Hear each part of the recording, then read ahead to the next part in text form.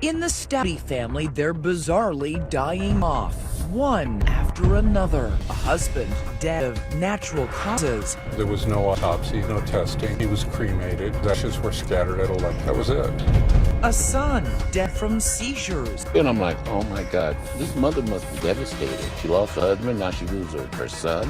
A daughter hanging on to life in the ER with flu-like symptoms. It's bad. Okay. She was as close to death as you could get. And a mother and wife, a devout church organist, left to shoulder the burden. Either this is a terribly unlucky family or something fishy happened here. But just how fishy? That's what police want to find out in a stunning interrogation.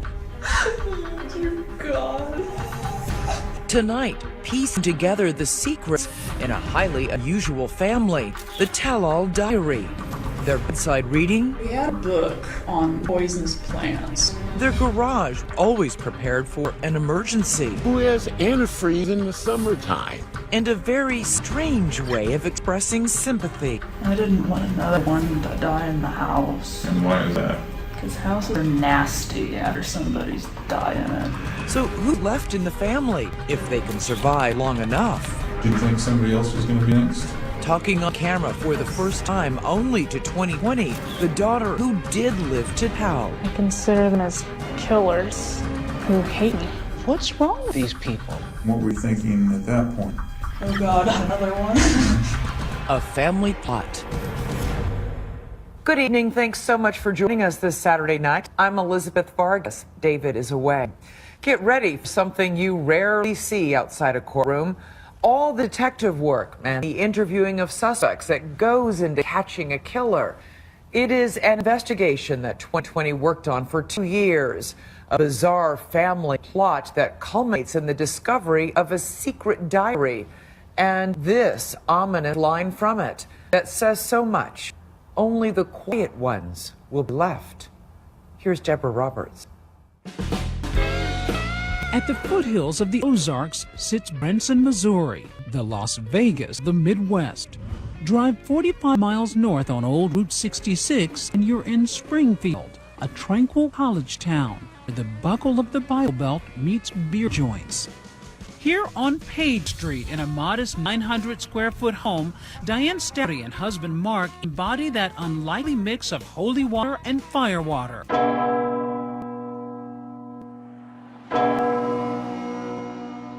She's the church organist down at Redeemer Lutheran. He's the lead singer and guitarist of a local blues band, Messing with Destiny. You'll get the irony a little later.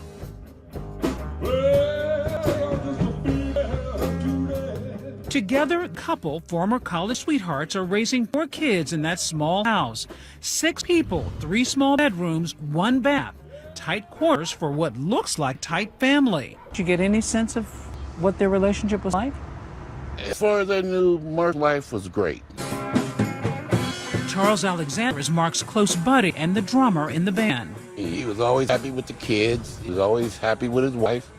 He loved them. He loved his family. And it was just a great family. Well, things aren't great for everyone. See, Diane isn't just praying in church, she's paying the bills at home. Okay, Mark picks up an occasional shift bartending, but Diane, a nurse, is the breadwinner. She seemed to be stable, ended up supporting him. He's the house husband, staying home with the children. And if Mark was a laid-back Mr. Mom, the actual mom of the house was civil, a bit standoffish. Was Diane friendly, warm? You know, she was friendly to the point that I can tolerate you being in my driveway. As the years wear on, life just keeps heaping more weight on Diane's slight shoulders, supporting her family in that cramped house and coping with some heavy challenges. 4th grader Brianna has a learning disability. Sean has autism. And oldest daughter Sarah, a college grad, is still at home with no job and a mountain of student debt. But inside that Page Street pressure cooker, Diane's beloved child is blossoming. 22-year-old Rachel, a star student. This is the relationship that would forge the whole family's fate. She congratulated her every time Rachel had an accomplishment. When you look at it from the outside in, you think, That's a really close mother-daughter relationship, and isn't that great?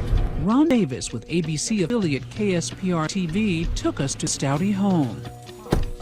And what was it about Rachel that drew her mom to her so intensely, do you think? By all indications, Rachel is an exceptional human being. Very smart, very talented, artistic.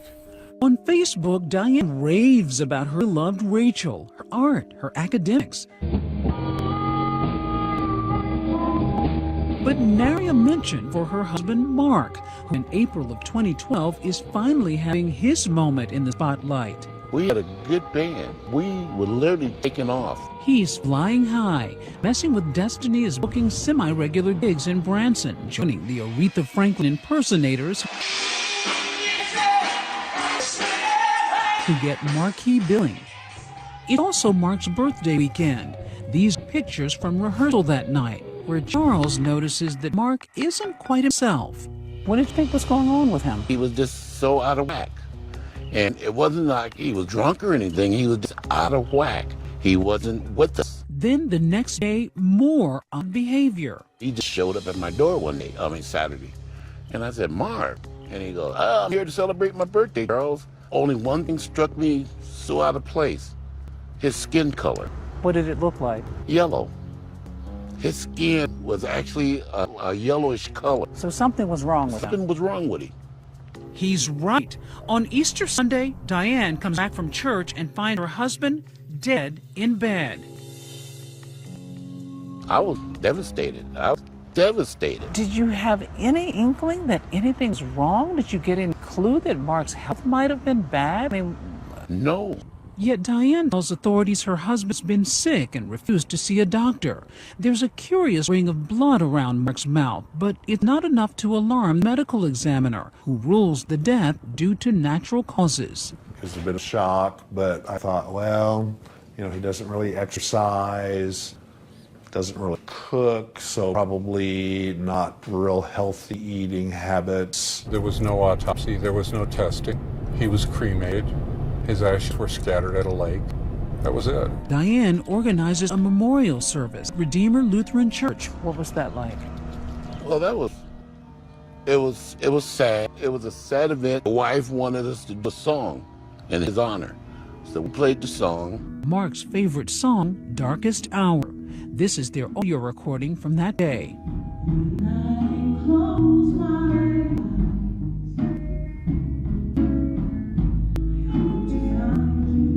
As the family copes with Mark's sudden death, there's a small consolation, a $20,000 life insurance payout, enough for Diane to move the family to a new neighborhood and a larger home. We moved into this house here. Oh, big difference. It definitely is. It's a step up from where they were.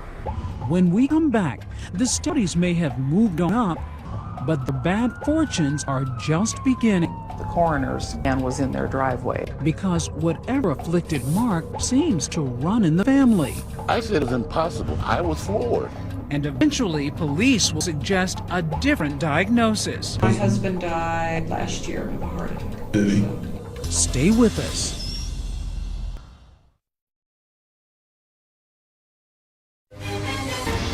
2020 Saturday continues with more of A Family Plot.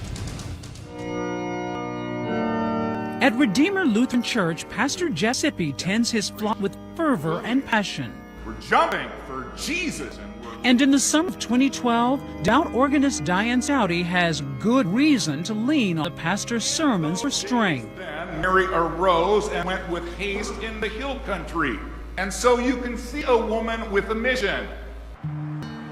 Her husband Mark has recently died, and she's just moved with her 4 kids to this friendly street, hoping to put that sadness behind them. Rhonda Anderson, a church secretary, lives across the street.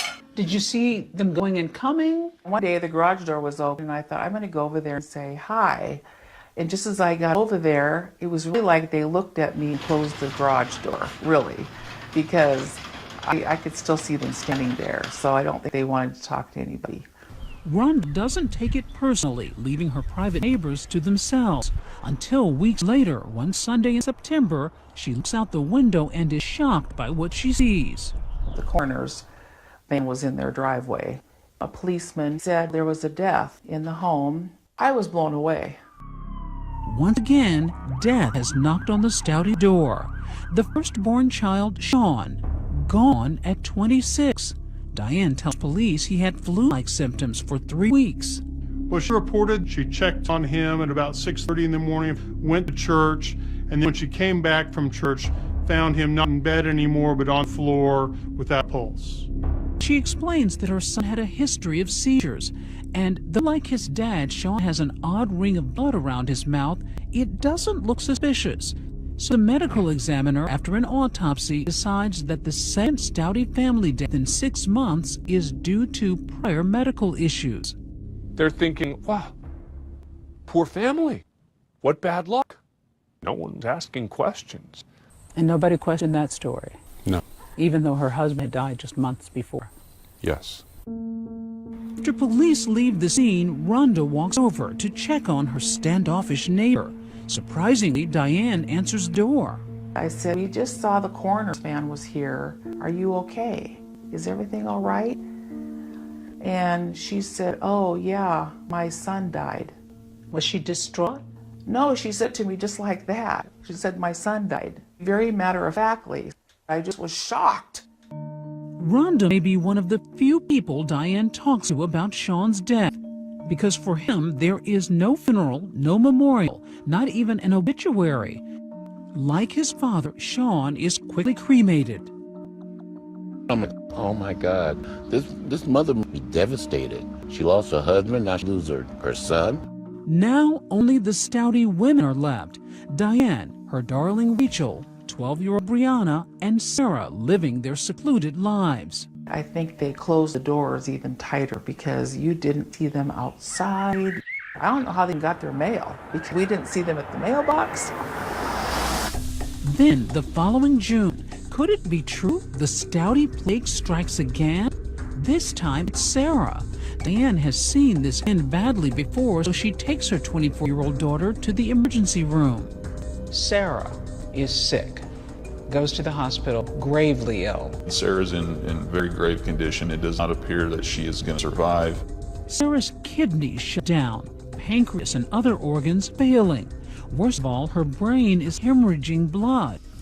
Diane turns to Facebook, maybe hoping for divine intervention, asking for prayers as my daughter Sarah is in critical condition. Diane's brother-in-law, Michael Stouty, is floored by the post. Wow, it's like a lot of bad luck here in this family. What's going on? A good question. What is going on? 911, where is your emergency? Finally, someone in Springfield, someone claiming to be close to the family, calls in a tip to police, hinting that the pious church organist may harbor an unholy family secret. What did the caller say exactly? That Diane Stouty might be responsible for 2 or 3 homicides. Again, brought up Mark's death, Sean's death being very close proximity to each other. Also spoke about the potential that Sarah was going to die as well. So the caller was essentially blowing the whistle on Diane Stouty. Correct, yes. Armed with that anonymous tip, Springfield Police Detective Neil McCamus begins investigating. He starts by pulling the reports on Mark and Sean's deaths. The uncanny similarities are stunning. Mark was experiencing flu-like symptoms for several days prior to his death. Same type of description with Sean. Now we have Sarah that's also in the hospital with flu-like symptoms. Police are now connecting the dots. Then Detective McCamus visits the hospital, where he gets more troubling news from Sarah's doctor. He had told me that they performed several tests. They couldn't figure out what was going on, and he said that he was suspicious that it was a possible poisoning case. So your radar goes up? Definitely. Police figure it's about time Diane Stouty answers some questions. She voluntarily comes to the station, and in interview room number 3... Is it Stout? Stouty. One of the strangest police interviews we've ever broadcast begins. Diane discusses Sarah's critical condition. I'm looking at the lab reports and it's like, you can't be living. Her kidneys were shot. She had a brain bleed. Her pancreas was acting up. Well, It's that's- bad. Okay. I mean, she was as close to death as you could get. Affect may seem strange, but remember, this is a woman dealing with great stress, emotionally and financially, and families crumbling one by one. My husband died last year of a heart attack. He had a lot of medical issues. Did he? So, yeah. What kind of stuff did he have? Oh, he had liver problems. He was diabetic. He wouldn't quit smoking. Do you have a son as well? No, not anymore. No. He died. He stopped breathing during one of his seizures. I've just never heard of anybody dying from a seizure before. Is that pretty can common? happen. It can happen. I'll be back here.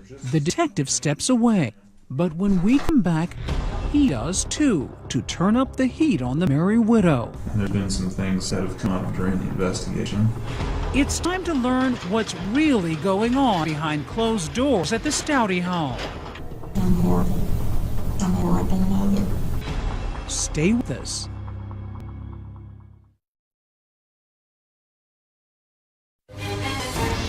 .2020 Saturday continues with more of A Family Plot. Over the course of 14 months, the quiet, God-fearing Stouty family seems as cursed as an Old Testament transgressor. Member after member inexplicably struck down. Mark Stouty fronted a blues band, and 26-year-old son Sean both suddenly dead. 24-year-old Sarah lying in the ICU, her kidneys and brain failing. Now police want to know, is this a matter of bad luck or bad intentions? Which is why Diane Stouty, wife, mom, and church organist, is sitting in the interrogation hot seat. Don't know what I can tell you. With cameras rolling, Detective McAmis asks about her marriage, and for the first time glimpses a reservoir of resentment. We were still married, but it was not what you call a good marriage. Have there been any infidelities on either side? He was running around, and he would drink and smoke pot, and So he wasn't a very good guy, is what you're saying? Yeah, even with all his faults, I still loved him. In this police interrogation video, Diane reveals cracks in the foundation of the Stouty home. Was there any physical abuse towards you? No. Nothing like that? I mean, I didn't think it was that bad, but my kids would probably say otherwise. I wasn't happy. Okay. Now watch as he deploys a classic interrogation technique, shifting from inquisitor to sympathizer. I'm a believer myself, so I understand where you're coming from on that. He tells Diane sometimes even the righteous reach a breaking point. So what happened with Sarah? As far as did I do something to her, I didn't do anything to her. I mean, I guess I could have taken her to the ER sooner, but I didn't know. A major reveal. Diane may have laid taking her daughter to the hospital. That was just kind of where her story started to crumble. But I'm horrible. I'm a horrible mother. Then a suggestion that Sean may have been suicidal. But again, she admits she did nothing to help. He'd been threatening to kill himself, and I didn't want to bother because I was tired of it. I'm such a crummy person. Now is your chance to tell us why and to show some remorse, ask for forgiveness. Then she drops a bomb. Put it really short and sweet. I knew they were drinking antifreeze. Drinking antifreeze? And I was so mad at them, I didn't want to take them in. You knew, Diane, that they were drinking antifreeze because you were giving it to them. I didn't know what else to do. I really didn't. And there it is. After 2 hours in the box, Diane Stouty quietly confessing to poisoning her own children with antifreeze. This is a woman who's admitting that she killed her son and tried to kill her own daughter. What are you making of this? I was just totally astonished, to be honest. I couldn't believe what I was hearing. There were times I didn't know what to say or how to react. How long had you been giving them antifreeze? Maybe a couple of days. What were you putting it in? Coca-Cola. How much would you put in? A couple of teaspoons, maybe. But why antifreeze? She explains that it's easy to get and easy to disguise. The main ingredient, ethylene glycol, a colorless, odorless, sweet-tasting, and deadly chemical. Killing someone with antifreeze is a classic way to try to mask what you're doing. It takes time, it's relatively flavorless, and there are no immediate signs after death unless you're looking for them. Now it's all pouring out, a full-blown confession. Diane admitting she poisoned her husband Mark the exact same way, spiking his Gatorade with antifreeze. Apparently, she'd had it with a husband she considered an abusive deadbeat. By then, I hated his guts. He would throw things at me. He would throw things at the kids. And I guess I just had enough. Killing her husband's awful enough, but a mother poisoning her own children? This mom's motive is downright chilling. Both Sean and Sarah would just basically, I don't know, trash the house and never helped support or even contribute. Sean would be interfering with whatever I would do. So he was just a constant bother. Wouldn't leave you alone. Oh, he was more than a bother. A pest, would that be a good word for it? It was more than that. My husband got on my nerves, couldn't stand him, and my son, was a pest. I mean, did she seem like at her wit's end? No, she, again, throughout, she stayed flat. Even when she's telling me that information, she seemed unfazed. Yep, unfazed even by the ultimate kicker. Why she poisoned her daughter. And then with Sarah, he talked about, she wasn't getting a job and she had these student loans and you were going to end up having to pay for them. That's pretty much. And you just had it with her as well. I'm not a perpetual killer. I'm just stupid. I regret doing it. I really do. I've screwed up everybody. I've screwed up my whole family. But it's too late. Here come steel bracelets. Right now, you're going to be under arrest. Case closed? Not by a long shot. See, police are about to search the Stouty home and will find a purple diary with some very purple prose. This was a key piece of evidence. It will prove that Diane had a partner and eyes on another target in these horror movie homicides. Next.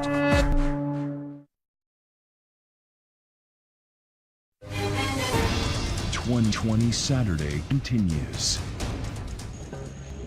As the freight trains roll through Springfield, Missouri, the wheels of justice are turning slowly too. Police are interviewing 22-year-old Rachel Stouty, a star student, gifted musician and artist, her mom's pride and joy. Mom was there every step of the way, really encouraging and cheerleading Rachel to be great. But now her dearest mommy, Diane Stouty, is behind bars after confessing to the poisoning deaths of her husband and son and the attempted murder of Rachel's older sister. Hey, Rachel, can I get you the switch with me? Okay. Police just hit Rachel with the news. Confusion, shock. I mean, that's... Nobody expects to have somebody that they don't do that. In this interrogation tape obtained by 2020, Detective McAmus lays it all out. Demure Diane has delicately engineered a ruthless culling of her own herd. Only the pious and the productive will make the cut. Did you think somebody else was going to be next? Sarah can be poisoned just for sitting around on YouTube. I don't do anything around the house. Brianna sure doesn't do anything around the house. Rachel fesses up her mom had some unusual reading material. I had a book on poisonous plants. I mean, she would talk about cyanide. Then a critical moment across town. Crime scene investigators are busy combing through the Stouty home. These pictures show a house in disarray. This was the home, the second residence. Detective McAmus gave us a tour inside with permission from the new homeowner. This was Sarah's room. There were some couches, there were papers, kind of things strewn about. She kind of had an office space set up. You could see there were some computers. Laptops, flash drives, sculptures scattered about. And in the garage, pay dirt. This is where our crime scene detectives located antifreeze on the workbench. And right next to the antifreeze, the other compound in Diane's cruel chemistry, an otherwise unassuming six-pack of Coke. Coke was described what was given to both Sean and Sarah in terms of poisoning them. The concoction right there. Yes. The correct. Coke in the That is antifreeze. it. In the bedroom, a curious detective makes that dynamite discovery. This is Rachel's purple diary, haphazardly thrown on a shelf. It contains a trove of sinister secrets. It appeared to be a journal entry written by Rachel, knowing that Mark and Sean were getting ready to be killed. So at first you're thinking this is a mother, an evil mother, who's tried to wipe out her family. And now you discover her daughter might be involved, helping her? Yes. The journal entry dated June 13th, 2011, nearly a year before Mark died. It reads, "It's sad when I realize how my father will pass on in the next 2 months. Sean, my brother, will move on shortly after. It will be tough getting used to the changes, but everything will work out." That's pretty chilling. Very. She's writing in a journal about killing her father and her brother. It was extremely alarming. I'm going to have you wait here for just a second. Back at the station, Detective McAmis leaves the room and gets briefed on that explosive diary. He returns in a different mood. Rachel, do you recognize this? Yeah, I remember this. This is Missouri, and now it's time to show me. You wrote this then, is what you're telling me? Okay. I'd had a lot of really bad dreams about them dying. I talked to Mom about it, and she mentioned she was thinking of hurting them. Rachel's bad dream just beginning. McAmis isn't buying her story or her tears. What did you tell your mother? That it would be quick, that it'd be easy. Rachel reveals the awful truth. Mother's favorite was also Mother's little helper. When did you guys come up with this plan? I mean, we talked about it like Christmas. She's sitting right here. She's starting to tell you the whole thing, and she basically owns up to it. To hear the daughter and the admissions that she's making and that this was a plan, and I was totally shocked, totally stunned by everything that had taken place. It was just a completely surreal feeling.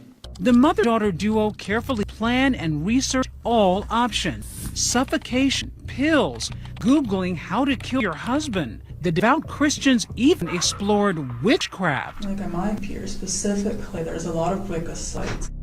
Before settling on antifreeze. Because in general, you could put it in something and you couldn't taste it. What else did she tell you? She wanted a specific tasteless one. Rachel, whose idea was this? Mom brought it up, and we discussed. Mom recruiting daughter to help her systematically kill her husband, her son, and then poison her daughter? It's almost unheard. It was supposed to be just Dad, but pretty soon Diane turned her attention to Sean, the son she thought was irritating. Listen to how little it took to end up on her hit list. Sean, we argued on a lot, because I still think we could have put him in like a assisted living, but she wanted him out. What did you say when she talked about killing Sarah? Sarah was equally unneeded. You could have found someplace else for her. She was very adamant on that Sarah was just a burden, that Sarah needed to be taken care of. Rachel, too, now under arrest, charged with murdering her father and brother. Her sister Sarah still fighting for her life. When Rachel was arrested, there was a big clue found in her purse. That's right. Her purse was searched, incident to arrest, and there was a note. With her sister Sarah hospitalized, the star student Rachel had authored a poem worthy of Edgar Allan Poe. Once upon a time, there were 6. Now there are 3. Only the quiet ones will be left. My mom, my little sister, and me. Wow. That's pretty cold stuff. This is a very cold and depraved murder. The Springfield poisoning case. 2 people dead, 2 in jail, 1 in the hospital. The family was poisoned with antifreeze. The next day, the tale hits the news like a twister. While down at the county courthouse, a rare sight, a mother and daughter both arraigned for murder. No way. This cannot be true. Not right here in our little neighborhood. But no one's more surprised than Mark's old bandmate, Charles Alexander. I was floored. And when I heard that he was poisoned, then I just cried. I collapsed. I said, I can't believe this woman did this. Looking back, he begins recalling little quirks about his friend's wife. I was never really allowed in the house for some strange reason. It was always at the garage. And it was so strange. I seen antifreeze bottles sitting in the garage, and I'm thinking, who has antifreeze in summertime? Strangest of all, Diane's blasé manner after Mark died. I went to her house and asked her what happened. And she proceeded to tell me like she would give me a recipe to a cake. No emotions, no nothing. Just matter of fact. It was just like, oh, he died and he ate, and you had 2 eggs. Also shocked Diane's fellow church members at Redeemer Lutheran. Well, maybe except for one. Remember that anonymous 911 caller who first tipped off police? You ever find out who blew the whistle on her? We were able to determine that the anonymous caller was actually the pastor at Diane's church. The pastor turned her in. Yes. Pastor Jeff Sippy. If you are not praying for your children, if you are not deeply invested in them, I'm going to tell you this, no one else is either. The leader of the flock, compelled by his own conscience to root out the wolf among them. He declined our requests for an interview. So he knew that something was evil here. I think he definitely had his suspicions. Diane's demeanor after death, he told me he could take those feelings, that he had to call it in.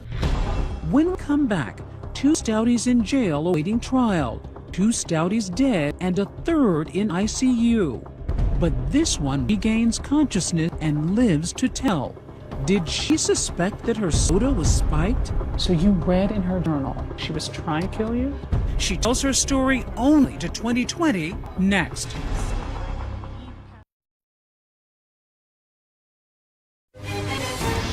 "2020 Saturday" continues with more of A Family Plot. You're looking at a woman who defied all the odds and lived to tell, surviving a vicious poisoning. Well, this is where I sleep. 24-year-old Sarah Stouty has had to relearn to walk and talk. I'm right here. Her speech still stunted from the irreversible brain damage she suffered. Tonight, for the first time, she's speaking out about the horror and betrayal. Sarah lost her father Mark suddenly in 2012, and her brother Sean just 5 months later. You found him dead. Yes. That must have been horrifying. Traumatizing. And more traumatizing, learned that her mom Diane was not her protector, but a predator, poisoning them all with antifreeze. And the icing on the cake, her younger sister Rachel was part of the plot. But I was asking, why? Why did my mom and sister kill my dad and brother and harmed me? Did you believe it, or did you sort of assume this can't be true? I assumed that it wasn't true. We were innocent people being blamed. But any trace of sympathy evaporates after Sarah reads in the newspaper why her mother poisoned 3 family members. She simply despised them. They really planned this heinous crime. I was shocked. I just felt like I wanted to strangle my mom because of what she did. The big question, why did Diane bother to rush Sarah to the hospital after leaving her son and husband to die at home? In a follow-up interview with a clearly rattled Rachel at the Greene County Jail, Detective McAmis wants to know. When Sarah got so bad, why did you take her to the hospital? Was it some last-minute tug of Christian conscience? Apparently, no. I didn't want another one to die in the house. And why is that? Because houses are nasty after somebody's died in it. I get a lot of nightmares. But what Rachel tells police next may be the most heinous of all. She and Mom Diane weren't exactly finished. Brianna, is she next? When were you guys gonna kill Brianna? Sometime after Sarah. Brianna, the youngest member of the Stouty clan, a tender 12 years old, too young to drive, but old enough to drink her mother's poison, antifreeze, in her root beer. They were going to kill the little girl as well? 12-year-old girl. What's wrong with these people? And what was the reason for Brianna? Because I know there's no way in hell I'd be able to take care of her. I can't take care of me. So how could I ever take care of her?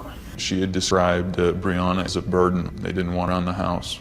That was her explanation. 4 people. They would have killed 4 people in this house if they could have? Correct. Rachel said that her mother was the only one that understood her. They could relate to each other, and it was just going to be those two. Do you think this was just a case of a mom and daughter who just, in some sick way, want to have a simpler life? I don't think that there's going to be any acceptable, remotely rational explanation. The question is, how could this have possibly happened? Did the police blow this thing? Could they have prevented Sarah's poisoning by connecting these dots? I think it's easy to go back now and nothing at that point to indicate anything malicious. Neither one of them knew about the other deaths. But what about the medical examiner's office, who critics say bungled the bodies of Mark and Sean by missing obvious signs of foul play? They defend their work on the case. When you have physical findings at the autopsy that match the story that was given, typically other organs aren't looked at microscopically. Saying antifreeze is difficult to detect unless you're looking for it. Later tests did confirm that Sean's body had the presence of that killer chemical, ethylene glycol, found in antifreeze. That news came a bit late for Sarah.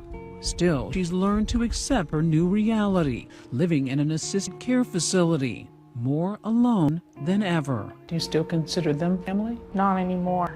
I consider them as killers who hate me. You're angry. I just felt like I want to slap both of them and calling them B words.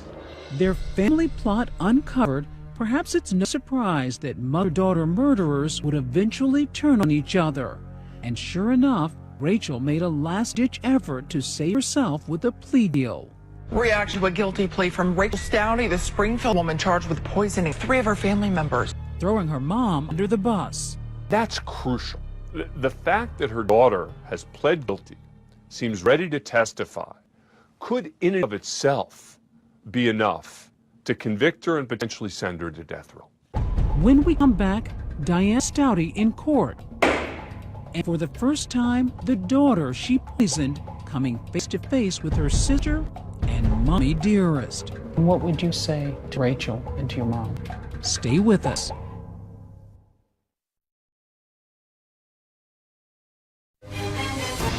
#2020 Saturday continues. Judgment Day for Diane Stouty. She enters the courtroom, her back against the wall, facing death by lethal injection. But then, You intend to enter a plea of guilty in this case? Yes. pleading guilty to killing her husband and son, sentenced to life in prison without parole. Also in court, in the front row, the daughter she tried to kill, 24-year-old Sarah, facing her mom who poisoned her with antifreeze. I prefer to be a survivor than a victim. She not only took away my young brother, but she took away my independence. Callous to the end, Diane never bothering to look at her damaged daughter. Yet weeks later, when it's Rachel's turn to be sentenced, she dissolves into tears, reading a statement to her sister. I'm sorry that I couldn't find the courage to stand for what was right. Your suffering could have been prevented. And I hate myself for not being there for you. And yet, for all pain and loss, today Sarah says she harbors no ill will. I forgive my mom. How do you find it in yourself to forgive her? She tried to kill you. Yes. When we last spoke, you said that you would want to slap them. You'd want Right. to call them the B word. Right. Not anymore. What changed? As time went by, I matured. She smiles fondly when sharing photographs of life that seems like a distant memory. That little boy here is my brother, Sean. That's me. You're such a cute little girl. A family gone, but not forgotten. What do you find as memories hanging out with your dad? Oh, I love going to concerts with him. Mark Stouty's music may have been more prophetic than poetic. Just listen to the lyrics of his final song, Female Judas. Don't kiss the trail, baby. It's on right in. To this day, bandmate Charles Alexander still hearing those lyrics in his head. I just wished I could have helped him. I wish I could have saved him.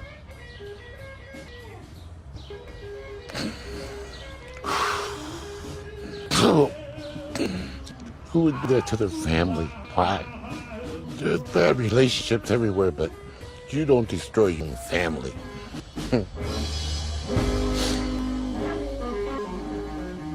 Rachel Stouty, that accomplice, was sentenced to life in prison with the possibility of parole when she is 65 years old. And despite initially pleading guilty, mother Diane Stouty is now appealing her conviction. I'm Elizabeth Vargas for David and all of us here at